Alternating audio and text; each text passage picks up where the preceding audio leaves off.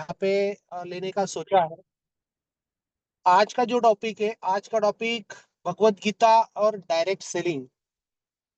दोस्तों, मुझे आज का जो टॉपिक है, आज का टॉपिक आप सभी के सामने शेयर करते हुए बहुत आनंद महसूस हो रहा है कि आज भगवान श्री कृष्ण की दुआ से, दया से आज मेरे माया मन में ये ख्याल आया कि कहीं तो भी अपना जो काम है, अपना काम ये अगर भगवान श्री कृष्ण के द्वारा अगर यहाँ पे चलाया जा रहा है, तो ये बात सबके साथ शेयर करना चाहिए, ताकि अगर इसमें से एक भी बात अगर समझो आपको, आपके दिल को अगर छू जाती है, और आपका आपका और आपके डाउनलाइन का अगर यहाँ पे जिंदगी जो है, जीवन जो है वो अगर बदल जाता है, तो आपकी सबकी दुआ मेरे साथ रहेगी।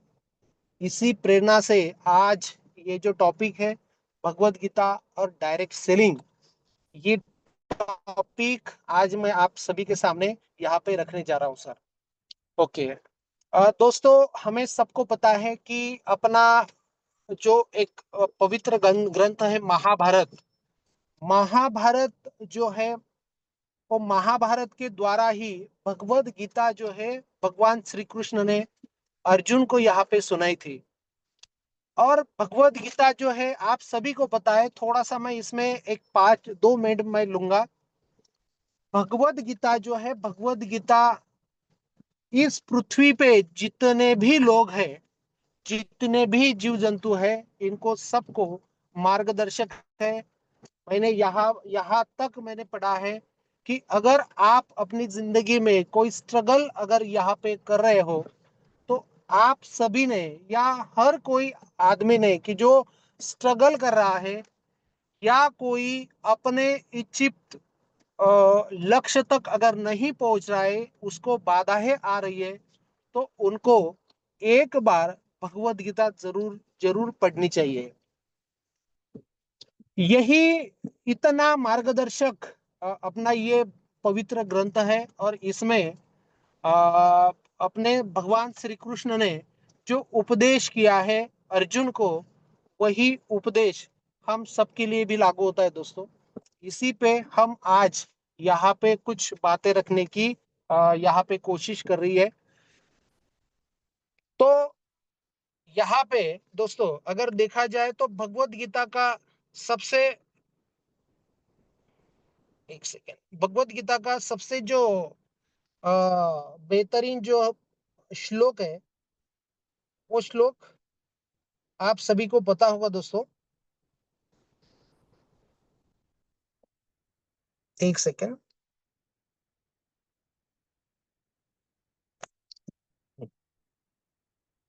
ये श्लोक है दोस्तों, कर्मण्यवाधिकारस्ते माँ फलेषु कदाचन, माँ कर्म फल हेतु भ्रुमा ते सह सह कर्मणि। अभी ये जो यहाँ पे जो ये जो श्लोक है दोस्तों, ये श्लोक भगवान श्री कृष्ण ने दूसरे अध्याय में लगभग आई थिंक 74 श्लोक, दूसरे अध्याय का ये 74 श्लोक है कि जो भगवान श्री कृष्ण ने अर्जुन को यहाँ पे बताया है। अभी इसका जो अर्थ, तो अर्थ यही है कि भगवान श्री कृष्ण ने हमें कहा है कि आप सिर्फ कर्म करने अधिकारी है, फल की अपेक्षा में नहीं, हमें जरूर मिलेगा, लेकिन आप कृष्ण ने यही सिर्फ कर्म का अधिकारी है। मतलब हम जैसे कर्म करते हैं, वैसा भगवान हमें यहाँ पे फल देता है। ओके। अभी कर्म जो है दोस्तों, भगवान श्री कृष्ण ने हमें यहाँ पे कर्म कर्म करने के लिए कहा है। और भगवान श्री कृष्ण कहते हैं कि आप सिर्फ कर्म करो, फल की अपेक्षा मत करो। लेकिन अभी यहाँ पे जो फल है, फल अगर नहीं मिला तो हर एक कर्म करने वाला जो बंदा होता है, ये हम है, हम कहीं तो भी नाराज हो जाते हैं। तो भगवान श्री कृष्ण ने यही कहा है कि आपको सिर्फ कर्म करना है, आप सिर्फ कर्म के अधिकारी हो, फल की अपेक्षा आप मत करो। यहाँ पे भगवान श्री कृष्ण ने ये कहा है। दोस्तों अभी यहाँ पे अगर देखा जाए तो कर्म है क्या? भगवान श्री कृष्ण ने कहा है कि आप सिर्फ कर्म के अधिकारी हो, आप फल की अपेक्षा मत करो। अभी कर्म क्या है? देखो, कर्म मतलब हम जो भी काम करते हैं वो होता है कर्म। ये सीधा सीधा उसका अर्थ है। लेकिन मुझे ऐसा लगता है दोस्तों कि कर्म है क्या? जो हम काम करते हैं उसको हम कर्म बोलते हैं, कोई भी काम हो।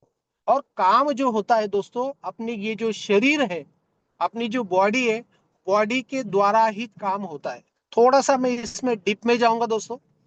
अभी यहाँ पे अगर देखा जाए तो कर्म करने के हमारे जो इंद्रिय है, वो इंद्रिय द्वारा ही कर्म किया जाता है। मैं इसको थोड़ा सा डीप में इसलिए ले रहा हूं कि आगे मुझे इसके बारे में आपको कुछ बताना है।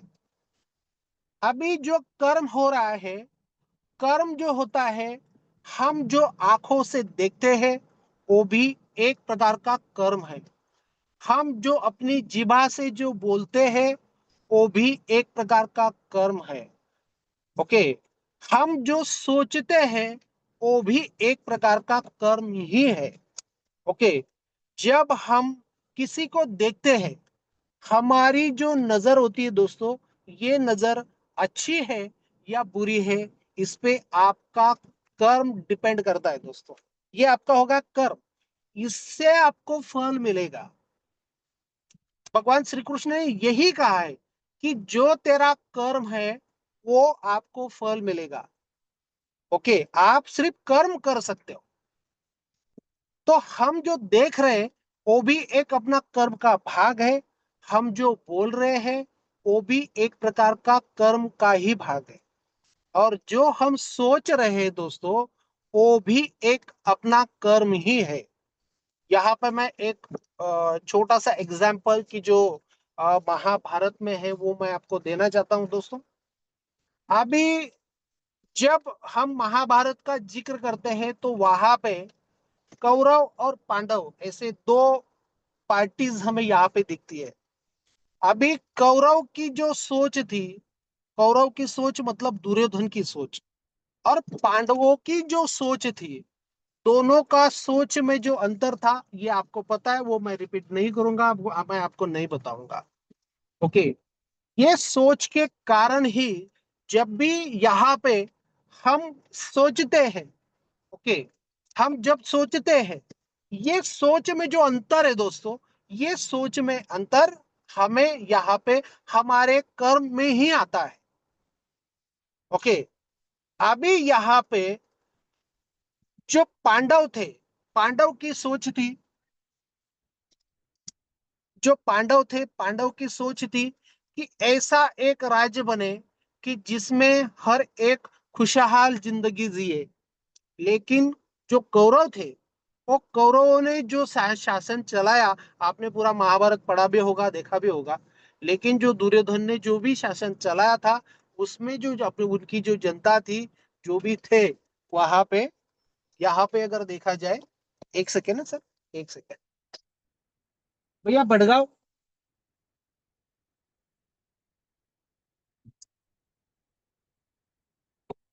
ओके। तो वहां पे ये जो दोनों सोच है दोस्तों, ये दोनों सोच, अगर आप अब अगर देखें, कौरव की एक सोच थी और पांडवों की एक सोच थी। और जब महाभारत का कुरुक्षेत्र में जब युद्ध हुआ, तो वो जो युद्ध हुआ उसके जो परिणाम है, वो परिणाम आपके सामने है दोस्तों। विजय किसकी हुई? विजय जो हुई, विजय हुई पांडवों की। पांडवों की विजय इसलिए हुई कि उनकी सोच अच्छी थी। उनको जो सपोर्ट मिला था वो भगवान श्री कृष्ण का मिला था। भगवान श्री कृष्ण का सपोर्ट भी क्यों मिला?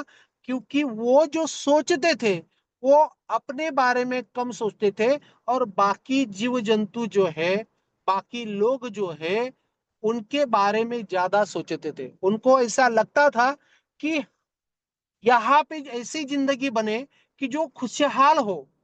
जब भी उन्होंने जब आपको जब पांडवों ने वहां पे जब वो अरण्य से जब 14 साल के बाद में वो जब रिटर्न आए, तो वहां पे उनकी दोनों में अनबन हो गई। और तब जो बड़े लोग थे, कुरु वंश में जो बड़े लोग थे, जैसे कि पितामह थे, द्रोणाचार्य थे, उन्होंने कहा कि भाई ये दोनों का जमेगा नहीं, आप इनको डिवाइड कर दो। तो उनको यहाँ पे देखा जाए तो पांडवों को जो है, पांडवों को ऐसी जमीन दी थी कि वहां पे कुछ भी नहीं, वहां पे मतलब कोई फसल नहीं बनती थी, बंजर जमीन वहां पे थी। ओके। तो वहां पे गए, वहां पे जो जंगल था, वो जंगल में भी वहां पे एक नाग देवता थे, उनका वहां पे राज था। तो उन्होंने उनसे लड़ाई की। लड़ाई करने के बाद में फिर वो शरण आए। शरण आने के बाद में फिर उन्होंने उनको भी अभय दिया कि आप भी यहाँ पे रह सकते हो हमारे साथ में। फिर वहीं पे उन्होंने इंद्रप्रस्थ बनाया। ये सब इतिहास जो है वो आपको बताता है। इसके बारे में मुझे यही कहना है आपको कि भाई जब भी वो सोचते थे किसी के बारे में, तो वो उनका भला ही सोचते थे। तो दोस्तों, ये जो सीख में महाभारत से मिली है, तो हम ये हमारे डायरेक्ट सेलिंग में हम कैसे अप्लाई कर सकते हैं, ये बहुत इंपॉर्टेंट चीज है। देखो दोस्तों, अगर हमारी सोच अगर ठीक रही, हमारी सोच अगर राइट डायरेक्शन में अगर रही, तो हमारी सोच हमारा कर्म बनता है, और हमारे कर्म के हिसाब से ही हमें फल मिलता है। इसमें हम दो तरीके से सोच सकते हैं दोस्तों। पहला, जब हम किसी की आईडी बनाने के लिए जाते हैं, जब हम किसी की आईडी बनाने के लिए जाते हैं या किसी को प्रोडक्ट देने के लिए जाते हैं, तो यहाँ पे हम हमारी दो टाइप की सोच हम यहाँ पे रख सकते थे। हम अपनी जो सोच है, वो सोच हम दो प्रकार की यहाँ पे रख सकते हैं। पहली सोच, पहली सोच पहली सोच हम ये रख सकते हैं कि भाई मुझे यहाँ पे जाना है, मुझे आज कम से कम मुझे 5 आईडी मुझे आज निकालनी है। आपने ये सोच के गए, 5 आईडी अगर मैंने निकाले, तो मुझे 250 रुपए से मुझे कम से कम 1250 रुपए मिलेंगे। 1250 रुपए मिलने के बाद मेरे जो एक्सपेंसेस है, मेरी फैमिली को लगने वाला जो पैसा है, वो मैं यहाँ पे कमाऊंगा। ये हो गई मेरी पहली सोच। दूसरी सोच हम ये बना सकते हैं दोस्तों, कि जहां पे मैं आईडी देने जा रहा हूं या प्रोडक्ट देने जा रहा हूं, कि मैं इनका जो हेल्थ प्रॉब्लम जो है, वो क्या कर सकता हूं। अगर मैं ये सोच के जा रहा हूं दोस्तों कि मुझे इनका हेल्थ इशू जो भी है, वो हेल्थ इशू मुझे क्लियर करना है, इसी हिसाब से अगर मैं वहां पे जाऊं, ये सोच के अगर मैं जाऊं दोस्तों, तो आपके शब्द, आपके जुबान से जो भी शब्द निकलेंगे, वो पूरे आपके दिल से निकलेंगे। और हमेशा से दोस्तों, दिल से निकला हुआ हर एक वर्ड, हर एक लफ्ज, हर एक शब्द सामने वाले के दिल तक जाके भिड़ता है। और जब आपके दिल से निकला हुआ शब्द उनके दिल तक पहुंचता है दोस्तों, तो ये हिस्ट्री है, आप आजमा के देखिए। जब भी आप अपने हृदय से, अपने हार्ट से, अपने दिल से अगर आपने किसी को कन्विंस किया, तो वो आपका आईडी 100% लेगा दोस्तों। आपका जो प्रोडक्ट है, वो प्रोडक्ट आपका 100% लेगा। इसमें सिर्फ हमें ये सोचना है कि भाई मुझे यहाँ पे 250 रुपए के लिए नहीं जाना है, मुझे उसका जो हेल्थ प्रॉब्लम है, वो हेल्थ प्रॉब्लम मुझे सॉल्व करना है। ये हिसाब से अगर आप वहां पे जाते हो, हम अगर वहां पे जाते हैं दोस्तों, तो 100% आपको वहां पे सफलता मिलनी ही मिलनी है। और यही सफलता को भगवान श्री कृष्ण ने फल बोला है दोस्तों। आपके कर्म द्वारा, हमारे कर्म द्वारा ही यहाँ पे हमें फल मिलेगा, ये भगवान श्री कृष्ण ने हमें कहा है। मैं अगर सोच के जा रहा हूं कि मुझे 250 रुपए मिलने हैं, तो यहाँ पे होगा आपका स्वार्थ, हमारा स्वार्थ। और यही स्वार्थ हमें यहाँ पे सक्सेस देगा या नहीं देगा, ये हम नहीं कह सकते दोस्तों। बंद करून दे भाई। हम यहाँ पे नहीं, हम न, ये कंफर्म नहीं है कि जब भी हम किसी को वहां पे, अगर समझो मैं सिर्फ मेरे लिए अगर जा रहा हूँ, मेरे स्वार्थ के लिए अगर जा रहा हूँ, तो वहां पे मुझे सक्सेस मिलेगी या नहीं मिलेगी, ये कंफर्म नहीं है दोस्तों। लेकिन अगर मैं वहां पे उनका हेल्थ प्रॉब्लम सॉल्व करने के लिए अगर जा रहा हूँ, तो मुझे वहां पे सक्सेस मिलने ही मिलने है, मुझे फल मिलना ही मिलना है। क्योंकि मेरे सोच में मेरे से ज्यादा किसी और का भला सोचा है, इसीलिए वहां पे मुझे सक्सेस मिलनी मिलनी दोस्तों। ये हो गया जहां पे मैं प्रोडक्ट बेचने जा रहा हूं वहां पे। इसी तरह अगर मुझे कहीं पे आईडी बेचने जाना है, किसी को ज्वाइन कराना है, तो वहां पे भी मुझे ये सोचना होगा कि भाई इनका अगर समझो मुझे आईडी मिल गया, तो भाई मेरे टीम में एक आईडी बन जाएगी, मुझे 250 रुपए की इनकम मिल जाएगी, मुझे 5% का 125 रुपए का यहाँ पे मुझे डायरेक्ट इनकम मिल जाएगा, 300 साढ़े 300 रुपए मिल जाएंगे, 100 रुपए मेरे पेट्रोल के, 200 रुपए मेरे खीसे में। ये जो सोच है, ये सोच भी अपनी खुद की सोच है दोस्तों। मेरे बारे में मैं सोच रहा हूं, अगर मैं ये सोच के गया कि भाई जहां पे मैं जा रहा हूं उनका मुझे आईडी बनाना है। आईडी क्यों बनाना है? क्योंकि अगर वो वैदिक स्क्वायर में काम कर रहा है, उसको मैं बोलूंगा कि भाई अगर आपने वैदिक स्क्वायर में अच्छा काम अगर किया, मैं तुझे सपोर्ट करूंगा, मैं तुझे लेके जाऊंगा, मैं तुझे बड़ा बनाऊंगा। और ये दिल से निकली हुई पूरी बात अगर उसको यहाँ पे टच हो गई दोस्तों, तो वो भी आपके साथ में काम करेगा।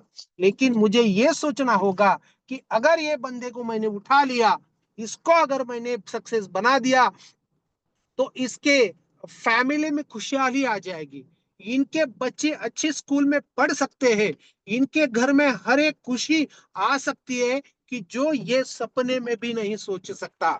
ऐसे सपने आपको उसके बारे में देखना पड़ेगा दोस्तों, तब आपको वहां पे सफलता मिलेगी। नहीं तो मैंने अगर मेरे खुद के बारे में सोचा, तो मैं सिर्फ 250 रुपए कमा के बाजू में हो जाऊंगा दोस्तों। अगर मैंने उसके बारे में अगर सोचा, तो मुझे वो ही एक बंदा 250 करोड़ भी कमा दे सकता है। इसीलिए भगवान श्री कृष्ण कहते हैं कि आपकी जो सोच है, आपके सोच में आपका कर्म छुपा हुआ है। आप कैसे सोचते हो, उस पे आपका जो कर्म है वो कर्म बनेगा, और उसी से आपको फल मिलेगा दोस्तों। इसीलिए आप जब भी किसी से बात करते हो, जब भी मैं किसी से बात करूं, तो मेरी वाणी में, मेरे शब्द में मिठास हो, ताकि मेरा शब्द किसी को ना चुभे, कोई मेरे से दुखी ना हो। मुझे अगर सोचना है, हम डायरेक्ट सेलर है, मुझे अगर सोचना है तो किसी के बारे में भला ही सोचना है। और ये हम जब करते हैं दोस्तों, तो हमारे हर एक एक्शन में भगवान श्री कृष्ण का वास होता है। भगवान श्री कृष्ण जो है वो हमें आशीर्वाद देता है दोस्तों। और ये है हमारा कर्म। कर्म हम एक तरीके से नहीं करते दोस्तों। हमें जो कर्म है, वो कर्म हमें हमारी वाणी से भी करना है, हमारी सोच से भी करना है। जब भी हम किसी को देखते हैं, तो हमें यहाँ पे जो है दोस्तों, ये हम वो भी कर्म में ही आता है। हम जो बोलते हैं तो वो भी कर्म में आता है, लेकिन इसका जो बेस है दोस्त, ये बेस है अपनी सोच का। और यही सोच आदमी को बड़ा बनाता है। बहुत सारे मोटिवेशनल प्रोग्राम में हमने सुना होगा कि दोस्त अपनी सोच बदल ले, आपकी जिंदगी बदल जाएगी। ये सोच हमें बदलनी है। हम बड़ा बन जाएंगे, हम ऐसा कर लेंगे, वही ये करना ही है दोस्तों। अपना सेल्फ मोटिवेशन के लिए हमें ये सोचना है। लेकिन हमें सोचना है पांडवों की तरह। जो पांडव सोचते थे कि भाई मेरे साथ हमारे पूरी राज्य का भला हो, हर एक आदमी खुशहाल हो, और वहीं पे दुर्योधन सोचता था, वो खुद के बारे में सोचता था, इसीलिए धर्म युद्ध में वो हार गया दोस्तों। आपने सबने वो पढ़ा होगा, सुना होगा, देखा होगा टीवी पे। इसलिए दोस्तों मेरी आपसे बहुत विनती है कि हमारी जो कर्म है दोस्तों, वो कर्म सिर्फ कर्म, हाँ एक शब्द जो है वो शब्द नहीं, तो वो कर्म में हमारा देखना भी आता है, हमारी बातें भी आती है, और हमारी जो सोच है वो सोच भी आती है दोस्तों। इसलिए मेरे निवेदन है कि अगर किसी तरफ अगर देखे तो बहुत प्यार भरी नजरों से देखिए, बातें करनी है तो मिठास भरी करिए, और अगर सोचना है अपने बारे में, अपने लोगों के बारे में सोचिए, उनके भले के बारे में सोचिए। किसी को अगर आप प्रोडक्ट देने जा रहे हो तो पैसे कमाने के लिए नहीं दोस्तों, उसकी जो हेल्थ इशू है वो हेल्थ इशू ठीक करने के लिए चाहिए। अगर हम किसी के पास जाते हैं, उसका हेल्थ प्रॉब्लम देखते हैं, और वो हेल्थ प्रॉब्लम अगर हमने वहां पे सॉल्व कर दिया दोस्तों, तो वो 250 रुपए से ज्यादा, 2.5 करोड़ की अनगिनत जो मूल्य, इसका कोई मूल्य नहीं लगा सकते, उतनी बड़ी दुआ वहां पे हमें मिल सकती है दोस्तों। और हम बहुत भाग्यशाली है, हम बहुत मतलब क्या बोलते हैं उसे, नसीबवान है कि हमें अल्को केयर जैसा एक प्रोडक्ट मिला है, वैदिक क्योर जैसी एक कंपनी मिली है, प्लेटफॉर्म मिला है, जिसपे हम काम कर रहे हैं दोस्तों। अल्को केयर के रिजल्ट तो बिल्कुल लाजवाब है, देखने के मतलब उसका कोई तोड़ नहीं है। और ये जो है, ये अगर हम घर घर तक अगर पहुंचा रहे हो दोस्तों, तो वो दिन दूर नहीं कि जहां पे हर गांव में, हर तालुके में, हर जिले में हमारा अल्को केयर वैदिक केयर रहेगा, और लोग अपनी खुशहाल जिंदगी जिएंगे, निरोगी वहां पे वो जिंदगी जी सकते हैं दोस्तों। इस तरह से अपना जो कर्म है वो कर, भगवान श्री कृष्ण, मतलब अगर ये पूरा भगवत गीता या महाभारत अगर वहां पे देखा जाए दोस्तों, तो वहां पे हमें और एक सीख मिलती है, वो एक अच्छा मेंटोर की। दोस्तों यहाँ पे बहुत सारे लीडर्स ऐसे होंगे कि जो बहुत बड़े बड़े कंपनी में काम कर चुके होंगे पहले, एक 10-20 साल का उनका अनुभव होगा। बहुत सारे लीडर्स ऐसे होंगे कि उनको मतलब क्या बोले, वो बहुत बड़ी लेवल पे उन्होंने काम भी किया होगा। लेकिन दोस्तों अगर आज यहाँ पे मुझे ये बताना है कि अगर समझो सफलता अगर हमें चाहिए दोस्तों, तो हमें एक अच्छा मेंटोर जो है, वो मेंटोर हमें चाहिए। और जब हमें ये ऐसा मेंटोर अगर मिलता है दोस्तों, तो हमारा जो सक्सेस का जो रास्ता है, वो रास्ता बिल्कुल साफ हो जाता है। दुनिया में ऐसा कोई आदमी नहीं कि जो सब जानता हो, कोई नहीं है। किसी को कोई पता है, किसी को कोई पता है, किसी को कोई पता है, ऐसा कोई नहीं है कि जिसको सब पता है। इसीलिए आज के जमाने में हर एक आदमी को मेंटोर जरूरी है। हम अगर मेंटोर मतलब गुरु, ओके, हमारी भारतीय संस्कृति में गुरु शिष्य परंपरा है, गुरु और शिष्य। और दत्तात्रेय ने बोला है कि मैं जो जो जहां देखते थे, जिससे मुझे सीख मिली, वो मेरा गुरु। वो अगर छोटा बच्चा भी रहा, वो भी मेरा गुरु बन सकता है। कुत्ता है, कुत्ता भी मेरा गुरु बनता है। कोई भी मेरा गुरु बन सकता है कि जो मुझे अच्छा लगता है, जो मुझे अच्छा लगता है, वो चीज मुझे अच्छी लगती है, किसी से मैं अगर कुछ सीखता हूँ तो वो मेरा गुरु बन सकता है। दोस्तों गुरु बनने के लिए, गुरु बनाने के लिए सबसे इम्पोर्टेंट बात है, वो अहंकार पहले बाजू में रखना होता है। जब तक आप जब तक मैं मेरा अहंकार बाजू में नहीं रख सकता, तब तक मैं किसी को गुरु नहीं बना सकता। महाभारत से अगर देखा जाए तो और अर्जुन, ये दो पात्र ऐसे हैं कि यहाँ पे अर्जुन ने जो है अपने मित्र को गुरु बनाया था, और दुर्योधन ऐसा था कि जिसका कोई गुरु नहीं था, कोई भी गुरु नहीं था। आप पूरी महाभारत पढ़ लो, जिसका गुरु नहीं है उसका कहीं तो भी पतन होना जरूरी है। वो विधि लिखित होता है दोस्तों। इसीलिए गुरु होना बहुत जरूरी है। तो यहाँ पे मुझे एक प्रसंग आपको बताना चाहता हूँ दोस्तों, कि जब महाभारत का युद्ध होने वाला था, तो श्री कृष्ण जो थे उस टाइम के बहुत बहुत बड़े सब जाना है कि ये पूर्ण अवतार वगैरह जो है, मतलब श्री कृष्ण भगवान का अवतार है, ये अब हम अभी कहते हैं। लेकिन उस टाइम तो ऐसा कुछ नहीं था। वो भी एक सामान्य आदमी ही थे, एक मनुष्य थे। तो उस टाइम में वहां पे जब कुरुक्षेत्र का युद्ध होने वाला था, तो उस टाइम भगवान श्री कृष्ण ने कहा कि भाई मुझे तो दोनों जो पार्टीज है, वो दोनों पार्टी मेरे लिए समान है। तो मैं ये युद्ध में सहभागी नहीं लूंगा, मैं नहीं रहूंगा। हाँ, लेकिन मेरी नारायणी सेना जो है, वो मेरी नारायणी सेना मैं बिल्कुल आपको दूंगा। लेकिन अभी किसको दूंगा वो मैं नहीं बता सकता। तो फिर दोनों पार्टियों ने उनको कहा कि भाई आपको तो डिसीजन करना पड़ेगा, कि भाई आपको नारायणी सेना जो है वो किसी को तो देना पड़ेगी।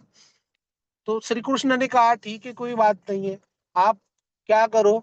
तो एक जन, मतलब वहां से जाने वाले थे दुर्योधन, और इधर से जाने वाले थे अर्जुन, ये दोनों वहां पे गए। उन्होंने बोला कि आप सुबह जल्दी आ जाइए, मैं जब उठूंगा सबसे पहले जिसको देखूंगा, वो वहां पे मैं उसको बोलने का चांस दूंगा। वहां पे जो बोलेगा कि भाई मुझे नारायणी सैया चाहिए, मैं दे दूंगा। और किसी को अगर लगा कि भाई आप श्री कृष्ण मेरे साथ में आ जाइए, तो मैं आ जाऊंगा निहत्था। ओके, तो ये पूरी बात हो गई। फिर क्या हुआ, सुबह जल्दी आ गए। दुर्योधन को तो रात को नींद ही नहीं आई, क्योंकि उनको तो चाहिए थी बड़ी सेना। तो वो जल्दी उठे, नहाए धोए और चले श्री कृष्ण के महल में। वहां पे वो गए। अर्जुन भी जो है, वो अर्जुन भी वहां पे गए। उनको पता चला कि भाई दुर्योधन तो जल्दी उठ के वहां पे गए थे। सबसे पहले वहां गए थे दुर्योधन, फिर पहुंचे अर्जुन। लेकिन दुर्योधन जो है वहां पे जाने के बाद में, वो श्री कृष्ण जहाँ पे सोए थे, वो और अर्जुन जो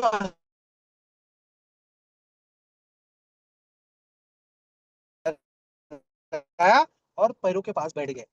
दोस्तों देखो, इसमें से हमें एक सीख मिलती है, जब भी हम डायरेक्ट सेलिंग हम करते हैं, तो कभी कभी हमें भी घमंड आ जाता है कि यार मुझे तो इतना बड़ा नॉलेज है, मैं तो ये हूँ यूं हूँ। अभी अपनी कंपनी अभी स्टार्ट हुई है। ऐसा हो सकता है कि किसी को आ, मतलब ज्यादा एक्सपीरियंस है, और किसी को कम है। जिसको कम है वो सीनियर बन गया हो, अपलाइन बन गई हो, और जिसको ज्यादा है वो डाउनलाइन बन गई हो। ऐसा भी हो सकता है। लेकिन दोस्तों, हमें जो है हमारे कर्म कर्म अनुसार हमें यहाँ पे फल मिलने वाला है। तो जैसे कि दुर्योधन दुर्योधन जो है वो जाके वो सिर के पास बैठ गए, और अर्जुन जो है वो पैरों में आसन लगा। दुर्योधन जो है, दुर्योधन भी वही बैठ सकता था, लेकिन दुर्योधन ने उनका जो अहंकार है, उन्होंने अहंकार नहीं छोड़ा। इसीलिए उसको वहां पे बैठना गवारा नहीं लगा। उसको लगा कि मैं तो इतना बड़ा राजा का पुत्र हूँ, राजकुमार हूं, मैं क्यों बैठूं। ओके, तो वो सिर के पास बैठ गए। लेकिन अर्जुन तो बिल्कुल अहंकार तो उनको था ही नहीं। तो वो अपने दोस्त मानते थे, गुरु मानते थे। तो गुरु के पैरों में बैठना उसको गवारा ना लगा, इसलिए वो वहां पे बैठ गए। और जब भी वो श्री कृष्ण जो थे नींद में थे, वो जब उठे, तो उन्होंने उठते ही पहले ऐसे पीछे मुड़ के तो नहीं देखा होगा। उन्होंने सीधा, जब भी हम भी उठते हैं तो हम पहाड़ पहले कहाँ देखते हैं, सीधे देखते हैं। और सीधे देखने के बाद में वहां पे मिले, तो उन्होंने बोला कि अर्जुन तुम आ गए। तो पीछे से दुर्योधन ने आवाज दी कि माधव, पहले मैं आया हूँ। ओके, हाँ। तो श्री कृष्ण बोले कि तू तो पहले आया, लेकिन तू तो मुझे दिखा ही नहीं, क्योंकि तू मेरे सर पे बैठा है। श्री कृष्ण ने बोला कि तू मेरे सर पे बैठा है, मेरे पैरों के पास बैठा है अर्जुन, तो मुझे पहले ही ये दिखा। तो मैंने बोला था कि जो मुझे पहले दिखेगा उसको मैं मांगने का चांस दूंगा। तो दुर्योधन बोला कि नहीं नहीं माधव, पहले मेरा हक बन, मुझे ही मांगना है। तो श्री कृष्ण ने बोला कि नहीं, अरे वो आपसे छोटा है और वो मुझे पहले दिखा, तो उसको ही मांगने दो। जब श्री कृष्ण ने बोला कि अर्जुन तू मांग, तुझे क्या चाहिए, तुझे नारायणी सेना चाहिए या मैं चाहिए? तभी अर्जुन ने बोला कि माधव, मुझे आप चाहिए। जब अर्जुन ने बोला कि मुझे आप चाहिए, तब दुर्योधन जो है वो दुर्योधन मन में ही मन में वो खुश हुआ कि कितना मूर्ख है ये अर्जुन। ये निहत्था जो है, निहत्था श्री कृष्ण जो है, श्री कृष्ण को वो मांग रहा है। तो माधव ने, श्री कृष्ण ने फिर अर्जुन को बोला कि अर्जुन देख, थोड़ा सा सोच, मेरी पूरी एक बाजू में मेरी पूरी नारायणी सेना है और दूसरे बाजू में मैं हूं, वो भी निहत्था। मैं कोई युद्ध नहीं करूंगा, मैं कोई शस्त्र नहीं उठाऊंगा। तो सोच के मुझे बता कि तुझे नारायणी सेना चाहिए हो या मैं चाहिए। तब अर्जुन ने बोला, माधव, मुझे सेना नहीं चाहिए, मुझे नारायण चाहिए। तब यहाँ पे दुर्योधन जो है वो दुर्योधन झट से आया और बोला कि ठीक है माधव, कोई प्रॉब्लम नहीं, अगर ये यहाँ पे अगर आपको ही चुनना चाहता है तो आप उनके साथ में रहिए, लेकिन मेरी नारायणी से आपकी जो नारायणी सेना है वो नारायणी सेना मुझे दीजिए। दोस्तों देखो, जब महाभारत का युद्ध हुआ, वह महाभारत के युद्ध में आप कितने शूर हो। अर्जुन मतलब वर्ल्ड चैंपियन, अर्जुन जो थे वो उस टाइम के वर्ल्ड चैंपियन थे, इतने बड़े धनुर्धारी थे, इतने शूर थे, वीर थे। तो भी वो भी सोच तो सकते थे, अरे मैं तो इतना शूर हूं, इतना बड़ा हूं, तो मैं नारायणी सेना अगर मेरे साथ में आ गई तो कोई प्रॉब्लम नहीं। लेकिन उन्होंने ये सोचा नहीं दोस्तों। हम भी अपने नेटवर्क मार्केटिंग में हम कितने रुस्तम हैं, हम कितने साल का एक्सपीरियंस रखते हैं, हम कितने बड़े लीडर हैं, इससे ज्यादा हमारे साथ में कौन है, मेरा गुरु कौन है, मेरा मेंटर कौन है, ये बहुत इंपॉर्टेंट है दोस्तों। और मुझे आपसे बताते हुए ये खुशी हो रही है कि आपके साथ में एक नहीं दोस्तों, दो मेंटर है। पहले मेंटर है अपने वरुण अग्रवाल सर, और दूसरे मेंटर है अपने पीके प्रताप सर। एक हमारी समझते हैं, बताते हैं। तो दोस्तों, अपने साथ में, अपने करियर में, अपने पाथ पे, अपने पथ पे हमें एक अच्छा मेंटर होना बहुत जरूरी है। इसके साथ में आपकी जो भी अपलाइन है, जिसने आपको ज्वाइन किया है, वो भी आपका बहुत अच्छा मेंटर है। वो भलाई रहने दो, अगर उसकी कैपेसिटी ना होती तो आप उनके तरफ ज्वाइन होते ही नहीं। किसी लीडर्स को लग सकता है, मैं जो बात रखने जा रहा हूँ दोस्तों, एक्सट्रीमली सॉरी, लेकिन मैं ये बताना चाहता हूँ आप सभी वैसे नहीं है, शायद मैं वैसा हूँ कि जिसके तरफ मैं ज्वाइन हुआ हूँ, मुझे ऐसा लग रहा है कि यार ये भी इसको कुछ समझता नहीं, ये नहीं वो नहीं, आपको ज्वाइन कराने की, इसीलिए उन्होंने आपको ज्वाइन किया है। और ये बात हमें माननी होगी दोस्तों। उसी को अपना मेंटर बनाइए, उनकी बात सुनिए। पूरे युद्ध में श्री कृष्ण ने जो जो बातें उनको बताई, वो सब उन्होंने बात मानी। वो बात मान के, वो जो युद्ध था, धर्म युद्ध था, वो धर्म युद्ध में श्री कृष्ण ने पूरी साथ दी, पूरा मार्गदर्शन किया, और वहां ये धर्म युद्ध में पांडवों की जीत दिला दी दोस्तों। इसीलिए हमें हमारे ये काम में, हम जो भी काम कर रहे हैं अभी, इसमें हमें एक अच्छा मेंटर, एक अच्छा श्री कृष्ण हमें चाहिए दोस्तों। हमें एक श्री कृष्ण हमें चाहिए, कि जो श्री कृष्ण यहाँ पे हमें ये मार्गदर्शन कर सके। हम किसी को भी, हमारी जो इमीडिएट अपलाइन जो है, इमीडिएट हम यहाँ पे अपना मेंटोर बना सकते हैं। और इसी के साथ में हम अपना जो जीवन है वो जीवन हमें सक्सेस की तरफ हम यहाँ पे जा सकते हैं। नेक्स्ट का दोस्तों, पेशेंस और कंट्रोल। पेशेंस और कंट्रोल में अगर देखा जाए दोस्तों, ये बहुत बड़ी चीज है। पेशेंस और कंट्रोल में अगर देखा जाए तो पेशेंस और कंट्रोल में थोड़ा सा अंतर है। पेशेंस मतलब धैर्य, कंट्रोल मतलब नहीं। ओके, ये दोनों एक दूसरे की मतलब ये एक वर्ड नहीं है, ये एक नाणे की दो साइड्स है। ओके, पेशेंस और कंट्रोल। ओके, पेशेंस मतलब धैर्य और कंट्रोल मतलब उसको बोलते हैं हम नियंत्रण। ओके, पेशेंस से नियंत्रण आता है, मतलब पेशेंस से कंट्रोल आता है और कंट्रोल से ही धैर्य अपना बन सकता है दोस्तों।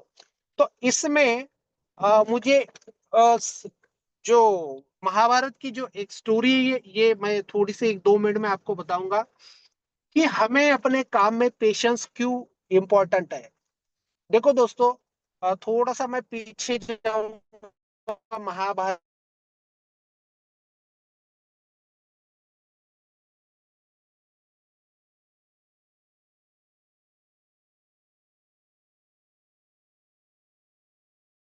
में।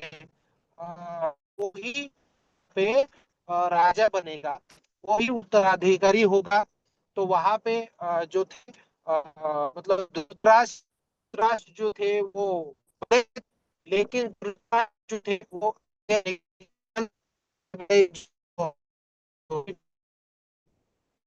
मतलब मतलब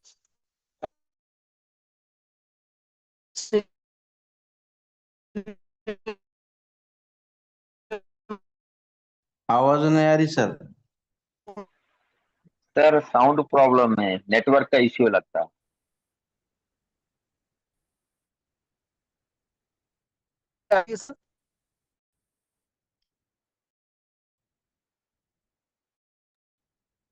सर तुमचा नेटवर्क मध्ये प्रॉब्लेम येऊ लागला सर, म्हणजे सर ओके ओके सर, मी प्रवासामध्ये आहे, मैं ट्रैवलिंग में हूँ। 10 मिनट में मैं अपने मेरे डेस्टिनेशन मेरे घर पे पहुंच रहा हूँ। तो हेलो, अभी आ रही है सर? यस सर आवाज आ रही है, कंटिन्यू। ओके, जी सर। तो अभी इसमें जो है पांडु जो थे वो पांडु राज्य उनको शाप मिलने के कारण वो अ, वन में चले गए। फिर वहां पे उनको 5 पुत्र हुए। 3 पुत्र जो थे वो कुंती से हुए, दूसरे जो पत्नी थी उनकी, उनसे 2 पुत्र हुए, नकुल और सहदेव। ऐसे 5 पुत्र होने के बाद में फिर वो उनकी मौत हो गई। फिर ये सब जो है वो यहाँ पे आ गए, अपने कुरु राज्य में आ गए। फिर वहां पे उनको उपेक्षा ही मिली। जो कौरव थे जो थे उनके उपेक्षा ही मिली। फिर वो बड़े हो गए, फिर शिक्षा शिक्षा ली। शिक्षा लेने के बाद में वहां पे वो बड़े हो गए। फिर राज्य का बंटवारा होना था। तो राज्य का बंटवारा होने के बाद में फिर वो इनका जो राज्य था, इनका राज फिर आपको ये पूरी स्टोरी पता है सर। फिर वहां पे उनको फिर 14 साल का वनवास हुआ, मतलब 13-12 साल का वनवास और एक एक साल का अज्ञातवास हुआ। फिर वहां पे फिर वो रिटर्न आए। मतलब अगर पांडवों का अगर समझो जीवन अगर देखा जाए दोस्तों, तो बचपन से ही स्ट्रगल का जीवन है। ओके, बचपन से उन्होंने स्ट्रगल किया, मतलब वन में रहे, उपेक्षा है उन्होंने की। लेकिन उनका सक्सेस देखे दो, उनका सक्सेस के हर कार्य को भगवान ने भी साथ दिया है। और भगवान वही देता है जो धैर्य रखता है, जो अपने डाले दोस्तों, एक पेशेंस भी इसमें डाला है। ओके, जो धैर्य रखता है और जो अपने आप पर है वही सक्सेस होता है। और पांडु ने किया, उनके 13-12 ने आप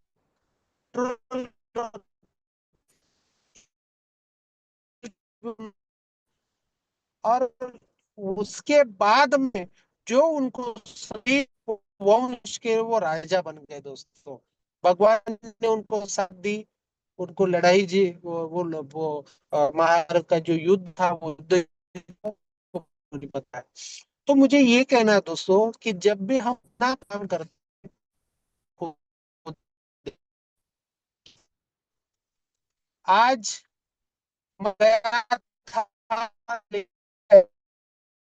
देखिए, अपना धैर्य धैर्य रखना ये भी हमारा एक कर्मण्य से जो पता चलो भगवान श्री कृष्ण ये कह रहे हैं कि भाई आपको सिर्फ कर्म करना है, आप फल के अधिकारी नहीं हो।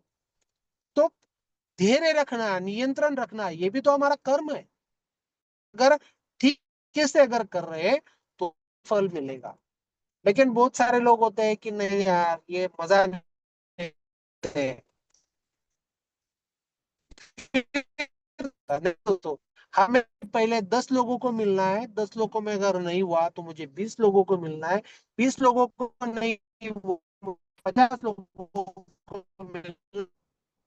मैं लोगों को मिल रहा हूँ, प्लान प्रेजेंटेशन कर रहा हूँ, show the plan, show the plan, show the plan. मैं प्रोडक्ट बेच रहा हूँ, मैं आईडी निकाल रहा हूँ, प्रोडक्ट बेच रहा हूँ, मैं आईडी निकाल रहा हूँ। मैं बता रहा हूँ कोई मेरे साथ आ रहा है, कोई मेरे साथ नहीं आ रहा है। लेकिन मैंने सोच लिया कि मैं मेरे खुद पे मैं धैर्य रखूंगा, मैं नियंत्रण रखूंगा, मैं खुद नियंत्रण में रहूंगा और मैं काम करते रहूंगा। और ये इसे चलते चलते चलते चलते दोस्तों, इसी से हमारी नॉलेज बढ़ेगी। अगर आपकी नॉलेज बढ़ गई तो आपकी लीडरशिप बढ़ेगी। अगर लीडरशिप बढ़ी तो आपका काम बढ़ेगा, और आपका अगर काम बढ़ा दोस्तों तो आपको बड़े इनकम मिलने से कोई नहीं रोक सकता दोस्तों। इसीलिए मुझे कम से कम 6 महीने, साल भर का मुझे यहाँ पे मेरे खुद पे मुझे पेशेंस रखने, मुझे कंट्रोल रखने। और ये कंट्रोल और ये पेशेंस अगर मैंने इस पांडवों की तरह अगर मैंने खुद पे रख ली दोस्तों, तो मैं भी इस धर्म युद्ध में ये जो चल रहा है, महाभारत का युद्ध जो चल रहा है, कोई मुझे नाकार रहा है, कोई मुझे मेरे साथ आ रहा है, और ये जब तक चलता रहेगा दोस्तों, अगर मैंने मेरे खुद पे अगर धैर्य रखा तो मैं एक दिन ये धर्म युद्ध बिल्कुल जीतूंगा, 100% जीतूंगा। क्योंकि तब मेरे साथ में भगवान श्री कृष्ण होंगे। ये सोच के अगर मैं ये धर्म युद्ध में अगर उतरा हूं दोस्तों, तो बिल्कुल आपको भी सफलता मिलनी ही मिलनी है। हमने तो हमारे पीके सर ने जो 18 करोड़ का जो इनकम यहाँ पे मुझे बताया है, ये इनकम भी यहाँ पे मुझे मिलनी ही मिलनी है दोस्तों। इसीलिए हमें ये यहाँ से आगे मुझे पेशेंस और कंट्रोल के साथ में मुझे यहाँ पे काम करना है दोस्तों।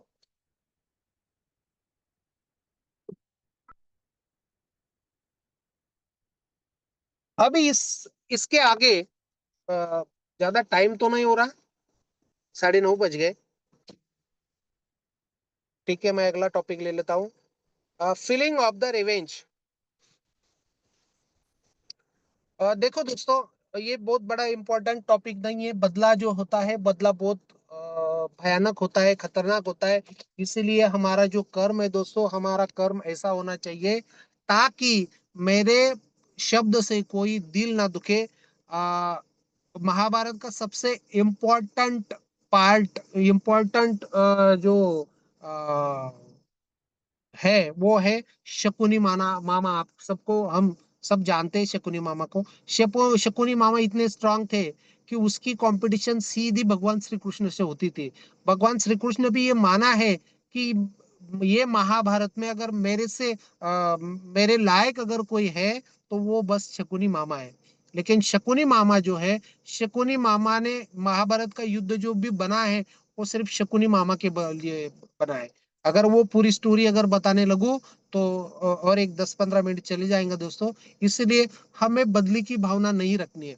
अगर हमारे साथ में कोई काम कर रहा है, ओके, तो हम उसकी वाह वाह करते हैं, मेरा भाई, मेरा दोस्त, ये सब कहते हैं। और अगर किसी ने हमारे साथ में काम नहीं किया तो हम उससे बात करना बंद कर देते हैं, हम उसको देखना बंद कर देते हैं, या जो भी हो। हम नेटवर्कर है दोस्तों, हमें उनके साथ में अपने जो रिलेशंस है वो रिलेशंस बना के रखने। मेरे घर के दरवाजे हमेशा खुले रखने चाहिए, ताकि उनको कभी लगे कि भाई मेरे सर के घर पे जब मुझे जाना है तो वो आ सकता है। ऐसे अपने दिल के दरवाजे खुले रखो दोस्तों। ये अगर मुझे मौका मिला फिर से प्रताप सर ने ये बहुत अच्छी स्टोरी है दोस्तों, फीलिंग ऑफ द रिवेंज की, बहुत मतलब सीख मिलने वाली ये बात है। तो ये मैं थोड़ा शॉर्टकट में यहाँ पे ले लूंगा दोस्तों। रिस्पेक्ट, ये मैं थोड़ा सा एक 5-10 मिनट में डिटेल में मैं लूंगा। दोस्तों देखो, जब भी महाभारत की बात आती है तो वहां पे कौरव और पांडव ये दो बात आ जाती है। ओके, तो रिस्पेक्ट मैंने इसलिए लिया, पूरे महाभारत में अगर देखा जाए दोस्तों, पूरे महाभारत में तो जो महाभारत के जो बुजुर्ग थे, मतलब यहाँ पे जो अपने बुजुर्ग थे, मतलब द्रोणाचार्य, कृपाचार्य, भीष्म पितामह, इन्होंने अगर देखा जाए तो इन्होंने हर टाइम जो भी बात मतलब जो भी सपोर्ट किया है वो पांडवों को किया है। ओके, पांडवों को किया है। मतलब वो जब भी वन से आए तो वहां पे उन्होंने उसका दुर्योधन को उन्होंने बताया कि भाई आपको अभी ये आपके भाई है, इनके साथ में आपको अच्छे से मिलजुल के रहना है। आपके जो भी खिलौने उस टाइम में वो छोटे थे, आपके जो भी खिलौने हैं वो खिलौने इनके साथ में शेयर करो। तब दुर्योधन का कहा कि नहीं यार, ये तो मेरे खिलौनों शेयर करने लग गए, अब आगे चल के मेरा राज्य शेयर करेंगे। अभी कुरु वंश की जो परंपरा थी वो परंपरा ये थी कि भाई कुरु वंश में जो बड़ा बेटा होगा वो राजा बनेगा, उसके बाद में उसका बड़ा बेटा राजा बनेगा, उसके बाद में उसका बड़ा बेटा राजा बनेगा। तो यहाँ पे मुझे ये कहना दोस्तों कि कुरु वंश में अ, जो शांतनु थे वो शांतनु के 3 पुत्र थे। उसमें एक धृतराष्ट्र था, एक पांडु था और एक विदुर था। ये तीनों में धृतराष्ट्र जो था वो बड़ा था। और कुरु वंश का जो जो कुरु वंश की जो परंपरा थी वो परंपरा ये थी कि बड़ा पुत्र ही राजा बनेगा। तो ये हिसाब से धृतराष्ट्र ही राजा बनना था। और धृतराष्ट्र इतना बलवान था, इतना मतलब वो इतना स्ट्रांग था। सिर्फ उसकी एक कमजोरी थी कि वो अंधा था, आंखें नहीं थी। लेकिन वो सब जानता था कि भाई मुझे मेरी सभा में कौन सा आदमी कितने दूरी पे बैठा है, क्या सब वो सब जानता था। लक्ष्य विधि बांध चलाता था। मतलब जो देखने वाला आदमी था उससे वो ज्यादा वो अपनी सोच रखता था। तो वहां पे वो जो है वो राजा बनना चाहिए था, लेकिन वो नहीं बना। राजकुमार पांडु बने। ओके, उसके बाद में फिर चलो ठीक है, पांडु जो है वो पांडु तो वो वन में चले गए। फिर वो जो है वो क्या बोलते हैं उसको, वो उनकी मौत हो गई। तो उसके बाद में फिर उनका जो पुत्र था, धृतराष्ट्र का पुत्र दुर्योधन, तो वो बनना चाहिए था कुरु वंश के परंपरा के अनुसार। लेकिन यहाँ पे जो सपोर्ट करते थे जो भी बड़े जो गुरु थे या भीष्म पितामह थे, उनकी इच्छा थी कि यहाँ पे जो राजा है वो राजा कौन बनना चाहिए। ओके, धर्मराज बनना चाहिए। तो इसका कारण क्या है दोस्तों, कि जब भी पांडवों ने इनके साथ में बात की तो रिस्पेक्ट से बात की। अपने जो सीनियर्स है वो सीनियर्स को उन्होंने हर टाइम रिस्पेक्ट दिया। ओके, इसीलिए ये जो रिस्पेक्ट है वो रिस्पेक्ट की वजह से उन्होंने उनको सपोर्ट किया दोस्तों। और जब हम किसी को रिस्पेक्ट देते हैं, और जब हम रिस्पेक्ट देते हैं तो हमारे यहाँ पे, ओके, जब हम किसी को अगर समझो रिस्पेक्ट दे रहे हैं तो हमारे हमारे प्रति उनके दिल में जो है वो इज्जत बढ़ती रहती है दोस्तों। और जिंदगी में ऐसे कुछ पल आते हैं कि हमारे हाथ के मतलब हमारे कंट्रोल के बाहर कुछ चीजें चली जाती है। तब हमें ये जो हमारी जो अपलाइन होती है, सीनियर्स होते हैं, इनकी हमें जरूरत पड़ती है दोस्तों। जैसे यहाँ पे जब इनके हाथ से पूरा कंट्रोल गया था, पांडव के हाथ से पूरा कंट्रोल गया था, उस टाइम वहां पे उनको सपोर्ट किया अपने भीष्म पितामह ने, द्रोणाचार्य ने, कृपाचार्य ने, ये जो सब सीनियर मंडली थी, इन्होंने यहाँ पे जो अपलाइन थी, ये अपलाइन ने उनको सपोर्ट किया, और हर टाइम उनको उन्होंने सपोर्ट किया। इसीलिए दोस्तों, हमें हमारी जो अपलाइन है उनकी हमेशा से रिस्पेक्ट हमें करनी चाहिए। ओके, वो कैसे है क्या है ये हमें सोचना नहीं है, वो हमारी अपलाइन है, इतना ही हमें यहाँ पे सोचना है दोस्तों। इसीलिए मैं ये कहना चाहता हूँ कि यहाँ पे हमें जो बनना है दोस्तों, हमें वैदिक स्क्योर में जो बनना है, वो हमें बनना है पांडव, ना कि हमें कौरव। ओके, बहुत सारी सीख है दोस्तों इस भगवत गीता से। अगर भगवत गीता, मेरे आपसे सभी को निवेदन है कि एक भगवत गीता लाइए, रोज कम से कम एक पेज तो भी पढ़िए। आपके जीवन का जो कहीं पे भी आपने खोल दिया, और वो अगर एक पेज अगर आपने पढ़ लिया दोस्तों, तो आपको आपकी जिंदगी की हर समस्या का सॉल्यूशन जो है वो भगवत गीता में दिया है। इसीलिए ये जो सेशन है, ये सेशन बहुत फास्ट हुआ दोस्तों। मतलब जो जो मैं एक्सपेक्ट कर रहा था उतना अच्छा हुआ नहीं। मुझे आने में मतलब लेट हो गया, तो जो मुझे प्रॉपर आपको बताना था वो नहीं बता सकता, ट्रैवलिंग में गाड़ी भी चलानी पड़ी, और आपसे भी बात की दोस्तों। तो बस दुआ यही करूंगा कि भगवान श्री कृष्ण आप पे और हमारी सब वैदिक स्क्योर की हर टीम पे, हर लीडर पे, हर पेशेंट पे अपनी दुआ जो है वो दुआ बनाए रखे, आपको बहुत बड़ी सफलता दे। इसी दुआ के साथ में मैं यहाँ पे रुकना चाहता हूँ दोस्तों। तो अगर कोई गलती अगर मेरे से कुछ हुई हो, तो मैं तहे दिल से आप सभी से मैं माफी मांगता हूँ, और प्रार्थना करता हूँ कि आप बड़े दिल से मुझे बड़े भाई, छोटा भाई समझ के, बड़े भाई होकर आप मुझे माफ करें। So thank you very much. मेरा आपने सुना और मुझे झेला, इसीलिए आप सभी का मैं बहुत बहुत धन्यवाद देता हूँ। प्रताप सर ने मुझे अपनी बात रखने का यहाँ पे मौका दिया, मैं सर को भी बहुत बहुत धन्यवाद देता हूँ। और thank you very much sir. Thank you sir.